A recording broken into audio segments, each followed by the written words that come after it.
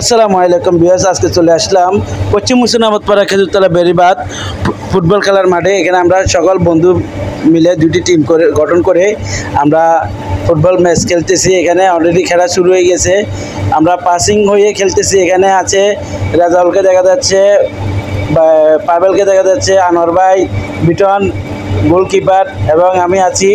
আমি সারা মাঠ খেলতেছি। এখন দেখেন এক একজন এক এক দায়িত্ব আছে। এখানে সবাই বন্ধুবান্ধব মিলে খেলতেছি। এখানে কোনো খেলাটা আমরা একটা সম্মান নিয়ে খেলতেছি, এখানে কোনো বিশৃঙ্খলা না করে। দেখ রাশেদ আছে এবং এখানে আছে পাবেল, আশিক এবং জিয়া, সবাই আছে। বিটন কিন্তু একটা গোল হয়ে চেষ্টা ছিল, কিন্তু গোলকিপার গোলটা ধরে বলছে। এখন আমির ভাইকে দেখা যাচ্ছে, আমির ভাই পাস দিয়েছে এবং শফিক এবং আমি ক্যারি করার চেষ্টা করতেছি, তার কাছ থেকে বলটা নেওয়ার চেষ্টা। এখন খেলাটা খুব ভালো হচ্ছে। এখানে আমরা 5-6 জন একসাথে হয়ে গেছি। আসলে ফুটবল খেলার সময় একসাথে 4-5 জন থাকা যায় না, যার যার দায়িত্ব হচ্ছে খেলতে হবে। এখানে বলটা বারবার এখানে এই মাঠে একটা ছোট হইল, কিন্তু খেলার মাঠটা খুব সুন্দর। এখানে দেখ খুব ভালো মতন খেলতেছি আমরা, একে অপরের দিকে পাস দিয়ে খেলতেছি। পাস রাশেদ, মাসুম, আশিক।